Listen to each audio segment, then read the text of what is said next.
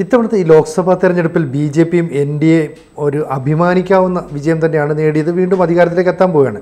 പക്ഷേ ഇതിൻ്റെ ക്യാപ്റ്റൻ എന്ന നിലയിൽ നിൽക്കുന്ന പ്രധാനമന്ത്രി നരേന്ദ്രമോദി വാരണാസിയിൽ മത്സരിച്ചപ്പോൾ ഏതാണ്ട് 1,52,513 വോട്ട്, അങ്ങനെ ഒരു കണക്കാണ് കിട്ടിയേക്കുന്നത്.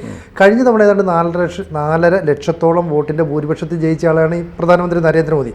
ഈ വോട്ടിൻ്റെ ഇടിവിനുണ്ടാകാനുള്ള കാരണം എന്താ? അല്ല, വോട്ടിന് ഇടിവുണ്ടാവാനുള്ള കാരണം ആളുകൾ വോട്ട് ചെയ്തില്ല എന്നുള്ളതാണ്. വളരെ സിമ്പിളാണ്. എന്തുകൊണ്ട് ജയിച്ചില്ല എന്ന് പറഞ്ഞാൽ തോറ്റുപോയി, അതുകൊണ്ടാണ് ജയിച്ചില്ല എന്ന് പറയുന്നത് പോലെ. അപ്പോൾ ഇതിനകത്ത് ഇത് പെട്ടെന്ന് നോക്കുമ്പോൾ 5.5 ലക്ഷത്തിൻ്റെ ഭൂരിപക്ഷം ഉണ്ടായിരുന്ന മോദി 1.5 ലക്ഷത്തിലേക്ക് കൂപ്പുകുത്തി. ഇതാണല്ലോ നറേറ്റീവ്. സിമ്പിളായിട്ട് നമ്മൾ നോക്കിയാൽ കാണുന്നൊരു കണക്കാണ്. അപ്പോൾ നമുക്ക് ഈ 2019 എത്ര വോട്ടർമാർ വാരണാസി മണ്ഡലത്തിലുണ്ടായിരുന്നു നോക്കാം. അതായത് 10,60,60,829 വോട്ടർമാർ. 10,60,60,829 ആയിരുന്നു 2029 തെരഞ്ഞെടുപ്പിൽ വാരണാസിയിൽ വോട്ടർ പട്ടികയിലുണ്ടായിരുന്നത്. 2024 ആയപ്പോഴേക്കും അത് 11,30,143. ഒന്നുകൂടെ പറയാം, 11,30,143 വോട്ടർമാരായി വർദ്ധിച്ചു. എത്ര വർദ്ധിച്ചു?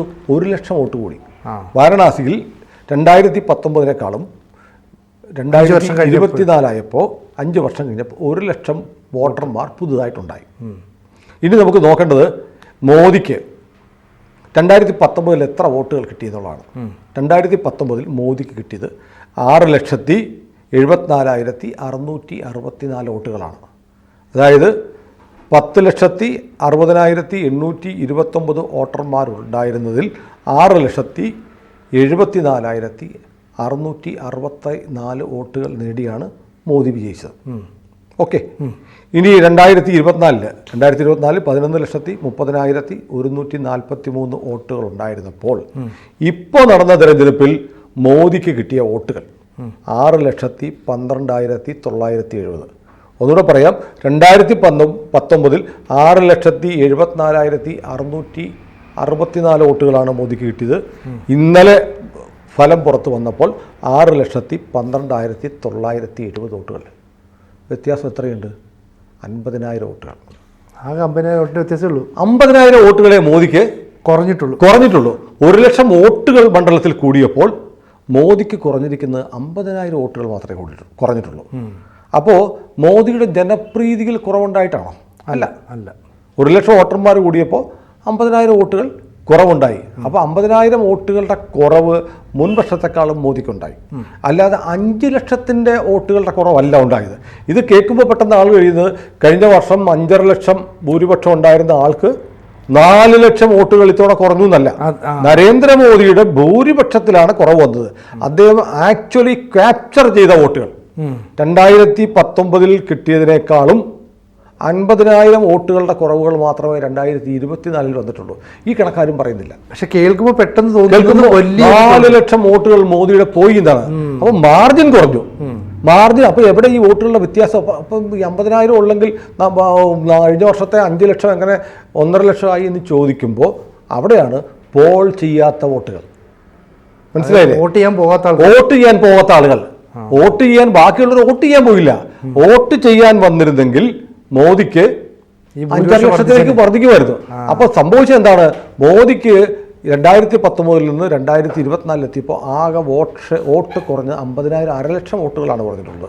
എന്നിട്ടും അദ്ദേഹം എത്രയായി? 1.5 ലക്ഷം വോട്ടുകളുടെ മാർജിനിൽ ജയിച്ചു. അതെ. ആ 1.5 ലക്ഷം വോട്ടുകൾ പുള്ളിക്ക് അദ്ദേഹത്തിന് കുറഞ്ഞില്ലായിരുന്നെങ്കിൽ ആ മാർജിൻ 2 ലക്ഷമാകുമായിരുന്നു. അപ്പോഴും ബാക്കിയുള്ള 3 ലക്ഷം വോട്ടുകൾ എവിടെ എന്നുള്ള ചോദ്യം പ്രസക്തമാണ്. ആ വോട്ടുകൾ പോൾ ചെയ്തില്ല. ഇത് വളരെ പ്രസക്തമായ കാര്യം. നമ്മൾ കഴിഞ്ഞ ദിവസം പറഞ്ഞു, നമ്മൾ കൗണ്ടിങ്ങിൻ്റെ അന്ന് നമ്മൾ ബീഹാറിൽ നിൽക്കുന്ന പിള്ളച്ചേട്ടനെ നമ്മൾ ഓൺലൈനിൽ സംസാരിക്കാൻ വേണ്ടി രാവിലെ 7:30 മണിക്കാണ്. അദ്ദേഹം 7:30 മണിക്ക് പറയുകയാണ്, അസഹ്യമായ ചൂടാണ്, ഇവിടെ നിൽക്കാൻ വയ്യ. ഒന്ന് ആലോചിച്ച് നോക്കുക, കേരളത്തിൽ ഇരിക്കുന്നവർ ചിന്തിക്കാൻ പറ്റില്ല. രാവിലെ 7:30 മണിക്ക് ചൂട് സഹിക്കാൻ പറ്റില്ല, അങ്ങനെ ഒരിടത്താണ് ഞാൻ നിൽക്കുന്നത്, സംസാരിക്കാൻ പറ്റില്ല എന്ന് പറയുന്നു. ഉത്തരേന്ത്യയിൽ അതിഭീകരമായ ചൂടായിരുന്നു. ആ ചൂടിനിടയ്ക്കാണ് ഈ പോളിംഗ് നടന്നത്. അപ്പോൾ UP-യെ സംബന്ധിച്ച് നമ്മൾ നേരത്തെ ഒരു വർത്തമാനത്തിൽ പറഞ്ഞതുപോലെ ഭയങ്കരമായ ചൂട്, എന്തു വന്നാലും മോദിയാണ് ജയിക്കാൻ പോകുന്നത് എന്നുള്ള ട്രെൻഡും കൂടെ വന്നിട്ട് ഈ എന്തിനാണ് കഷ്ടപ്പെട്ട് പോകുന്ന മോദി സാബ് ജയിച്ചോളൂല്ലോ എന്ന് കരുതി വോട്ട് ചെയ്യാൻ പോയാത്ത ആളുകളുണ്ട്. അപ്പം മോദിയുടെ വാരണാസിയിൽ തന്നെ നമ്മൾ കണ്ടുപിടിക്കേണ്ടത് പോൾ ചെയ്യാതെ പോയത് വന്നാൽ മോദിക്ക് കുത്തുന്ന 4 ലക്ഷത്തോളം വോട്ടുകൾ വന്നില്ല, പോൾ ചെയ്യപ്പെട്ടിട്ടില്ല. പോൾ ചെയ്യപ്പെട്ടിട്ടില്ല. ഈ കണക്കാരും പറയില്ല. ഈ ഫിഗർ വെച്ചിട്ട് ഓരോ മത്സരത്തിലും ഓരോ ഇലക്ഷനിലും മോദിക്ക് എത്ര വോട്ട് കിട്ടി, കഴിഞ്ഞ പ്രാവശ്യം എത്ര കിട്ടി, ഇത്തവണ എത്ര കിട്ടി എന്നുള്ള കണക്ക് വെച്ച് ടാലിയാക്കുമ്പോഴാണ് കാണാതെ പോയ വോട്ടുകൾ. കാണാതെ പോയ വോട്ടുകൾ മോദിയുടെ എതിർ സ്ഥാനാർത്ഥിക്ക് പോയെങ്കിൽ നമുക്ക് മനസ്സിലാക്കാം മോദിയുടെ പരാജയം. പോൾ ചെയ്തില്ല. പോൾ ചെയ്യാത്തത് മോദിയോടുള്ള വൈരാഗ്യം കൊണ്ട് എങ്ങനെ പറയാൻ പറ്റും? കാലാവസ്ഥ പ്രതികൂലമായതുകൊണ്ട് വോട്ട് അത് അല്ല, മോദിയോട് പോൾ ചെയ്യാതിരുന്നത് മോദിയോടുള്ള വൈരാഗ്യം കൊണ്ട് മാത്രമാണെന്ന് പൊളിറ്റിക്കലി പറയാൻ പറ്റില്ല. വേണമെങ്കിൽ മറു സ്ഥാനാർത്ഥിയോടുള്ള ഇഷ്ടക്കേട് കൊണ്ടുപോകാം, അയാൾക്ക് വോട്ട് ചെയ്യുന്നില്ല, ആർക്കും വോട്ട് ചെയ്യുന്നില്ല, സിസ്റ്റത്തോടുള്ള എതിർപ്പ് കൊണ്ടുപോകാം. അപ്പം ഇത് ഇങ്ങനെ ഒരു കണക്കുണ്ട്. അതായത് 2019 2 പേരുണ്ടായിരുന്നു മോദിക്കെതിരെ മത്സരിച്ചത്. അതായത് ഒരാൾക്ക് കിട്ടിയത് 1,95,159. രണ്ടാമത്തെ സ്ഥാനാർത്ഥി കിട്ടി 1,52,548. ഇതെല്ലാം കൂടെ ചേർന്നപ്പോൾ മോദിക്കെതിരെ മത്സരിച്ച സ്ഥാനാർത്ഥികൾക്ക് 2019 ആകെ കിട്ടിയത് 3,47,708 വോട്ടുകളാണ്. അതായത് ഭൂരിപക്ഷത്തിന്റെ അത്ര പോലും വോട്ടുകൾ വരുന്നില്ല. അത്രയും വോട്ടുകൾ പോൾ ചെയ്യാതെ പോയി. ഈ കണക്കൂടെ വെച്ചിട്ട് വേണം നമ്മൾ മോദിക്ക് വലിയ തിരിച്ചറിയുക. 5 ലക്ഷം വോട്ട്, 4 ലക്ഷം വോട്ടുകൾ മോദിക്ക് കുറഞ്ഞതല്ല, അത്രയും വോട്ടുകൾ പോൾ ചെയ്യാതെ പോയത്. അത് വെച്ച് വേണം കണക്കൂട്ടാൻ. എന്നാൽ വേറെ ചില അഭിമാനകരമായ വേറെ ചില വിജയങ്ങളുണ്ട്. ഇപ്പം നമ്മുടെ ശിവരാജ്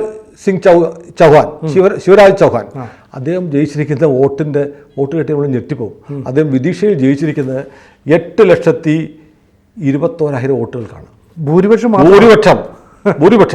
അപ്പം ഈ യു പിയിലെ പോലെ ബീഹാറിലെ പോലെ കൊടും വേനൽ ഇല്ലാതിരുന്ന ചില മണ്ഡലങ്ങളിൽ, അല്ലെങ്കിൽ മറ്റൊന്നുകൂടെ പറയാം, പാർട്ടി മെഷീനറി അതുപോലെ പണിയെടുത്ത മണ്ഡലം. മോദിയുടെ മണ്ഡലത്തിൽ സംഭവിച്ചത് നിശ്ചയമായിട്ടും മോദിയല്ലേ ജയിക്കുമല്ലോ, ഉറപ്പായും വന്നോളുന്ന അതിര് കടന്ന ആത്മവിശ്വാസം BJP വല്ലാതെ ചതിച്ചത്. അപ്പൊ ഈ അടിത്തട്ടുള്ള പ്രവർത്തനം ആയിരിക്കില്ല.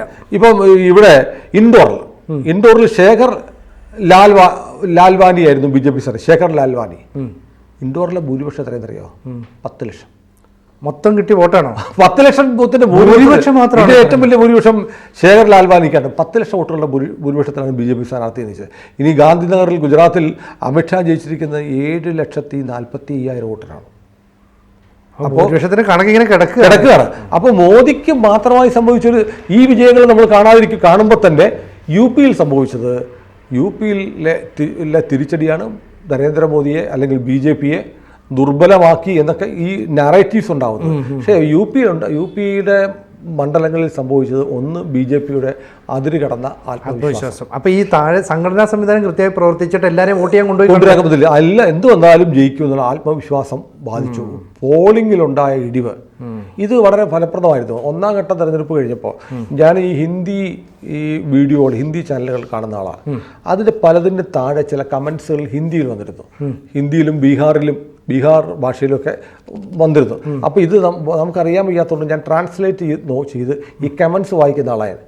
അതിൽ പലയിടത്തും BJPക്കാരായ ആളുകൾ വന്ന് പറയുന്നുണ്ട്, പോളിംഗ് ശതമാനം കുറയുന്നുണ്ട്, കാലാവസ്ഥ പ്രശ്നമാണ്, ഇത് നോക്കിയിട്ട് ഇടപെടണം എന്ന് ആളുകൾ ഫസ്റ്റ് ഫേസ് കഴിഞ്ഞപ്പോൾ തന്നെ കമൻറ്റ് ചെയ്യുന്നുണ്ടായിരുന്നു. പക്ഷെ ഇത് BJPയും ശ്രദ്ധിച്ചിട്ടുണ്ടാവണം. പക്ഷേ ഈ ശ്രദ്ധിക്കാൻ ഇറങ്ങുന്ന BJPയുടെ കാര്യകർത്താക്കളുണ്ടല്ലോ, അവരും തീവയിലെത്താൻ ഇറങ്ങുന്നത്.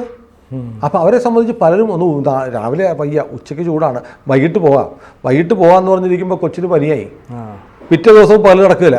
ഇങ്ങനെ ലാഗ് ചെയ്ത് ഈ ആളുകളെ പോയി കണ്ട് വോട്ടർമാരെ ബൂത്തുകളിലേക്ക് കൊണ്ടുവരുന്ന ഒരു ക്യാമ്പയിൻ്റെ കാര്യത്തിൽ വലിയ വീഴ്ച വന്നിട്ടുണ്ട്. അതായത് ഉറപ്പായും കിട്ടേണ്ട വോട്ടുകൾ പോൾ ചെയ്യാതെ പോയി. അപ്പോൾ മറ്റൊന്നുകൂടെ ഉണ്ട്, നമ്മൾ കേരളത്തിൽ കാണുന്ന ഒരു തെരഞ്ഞെടുപ്പ് പ്രചാരണ രീതിയല്ല നോർത്ത് ഇന്ത്യയിലുള്ളത്. പലയിടത്തും പലർക്കും സ്ഥാനാർത്ഥി പോലും അറിയില്ല.